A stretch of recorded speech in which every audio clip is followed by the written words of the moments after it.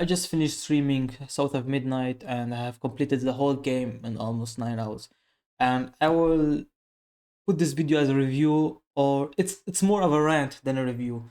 But I will talk about the bad things and the good things, or the things that I like and the things that I don't like. First and foremost, right. So the game is about Hazel, who have lost her mother during a hurricane, and on her way of searching for her, she discovers or she gets a supernatural powers that turn her into a weaver. So those weavers can destroy corrupt places. That's the very basics. I wanted to try to avoid any spoilers in this rant or review. First thing that I've noticed in the game, the climbing mechanics, the grappling mechanics, and the attack mechanics in some sort all reminds me of God of War for some reason. Also the flying mechanics. Spoiler alert. Every time she climbs, every time she is using her grappler thingy, every time she's climbing, it reminds me 100% of Kratos in God of War 3 for some reason. Let's get that out of the way. So the first thing that I didn't like about this game is the attacks.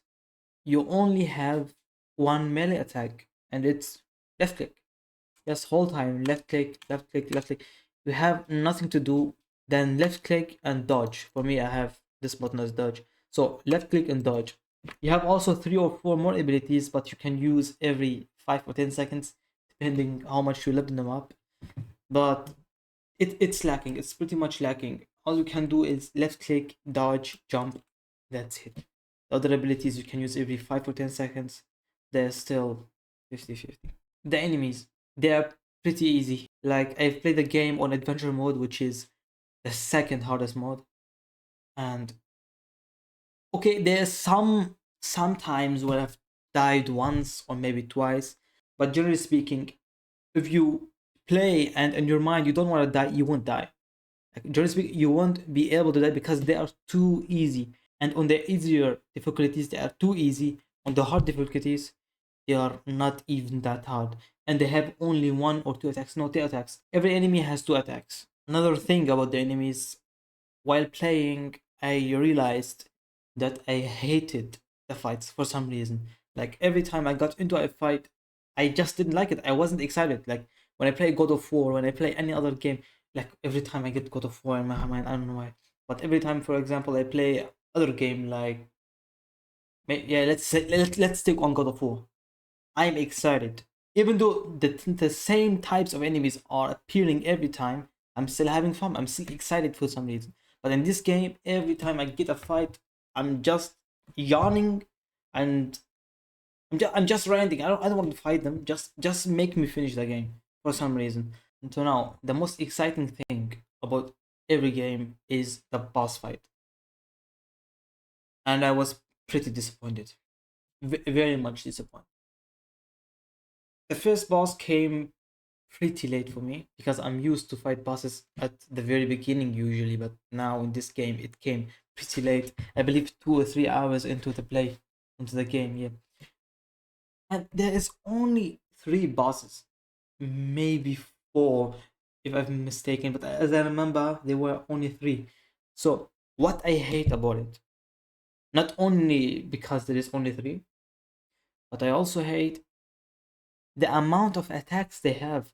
They're literally as simple as the normal enemies with much more health. So yeah, there's other things that you have to do, like throwing stuff at them to be able to damage them, for example. The attacks that they have only 2 or 3 attacks, and they are pretty predictable, like 100% predictable. After you know what the attacks are, which is pretty easy to know, they are only 3 attacks. I don't remember any boss to have 4 or 5. All I remember is they had only 3 attacks. So you go into the boss fight, you die once, and you don't die anytime soon. You just have to die once. You know the attacks, that's it. You won't die. It's pretty easy. It's pretty predictable. So another simple thing, but still, I didn't much like it. It's the amount of secret XP. Every time you go into a new area, there is a secret XP, which is normal, but they have overdone it. Like, they have overdone too much. It's too much. Every time you go into a new street you have never seen, you must go left. No, you go right. You take the XP, go back. If that happened like 5 or 6 times, it would be okay. But that happened in every single place you go in. It doesn't matter how much. Every time you go into a new place, and I promise you, just try the game, you will find a secret XP on the other side. Yeah, it's normal, but it's too much, you know. Like when you put it once, twice, 3 times, 4 times, it's okay. But you put it every time.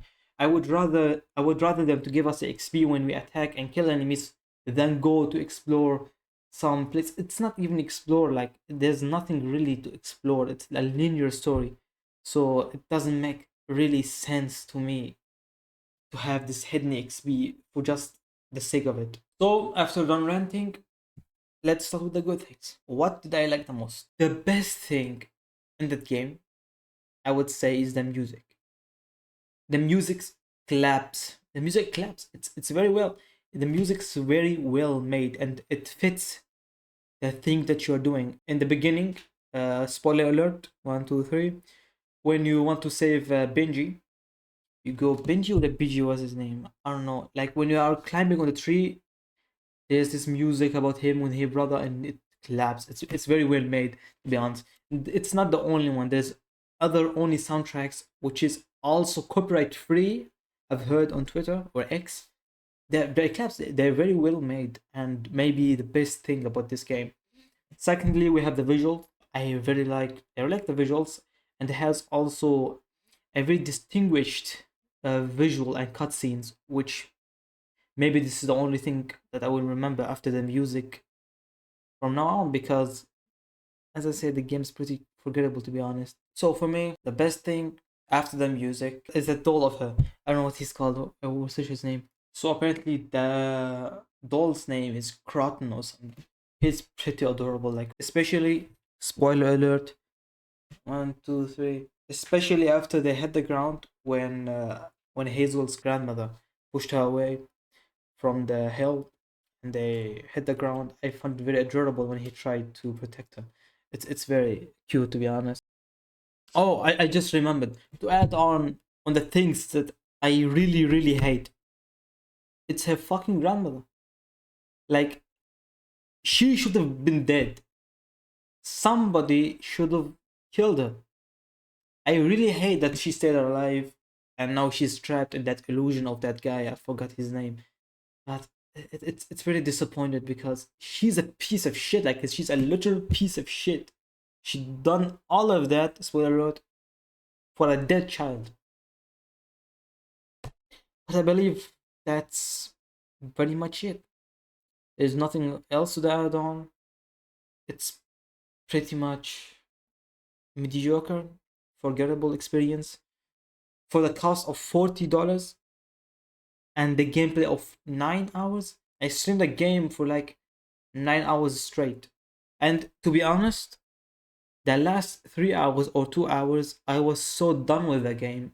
I just have lowered the difficulty at story mode just to finish the game. It's the last like 75% of the game. I enjoyed it, especially the first 2 3 hours. I really enjoyed the game. But then with the time, it became repetitive. The same thing over and over and over and over again. I hated the game, so I put the difficulty at the lowest. I just remembered there's actually 4 boss fights in 3. So yeah, that's it. Like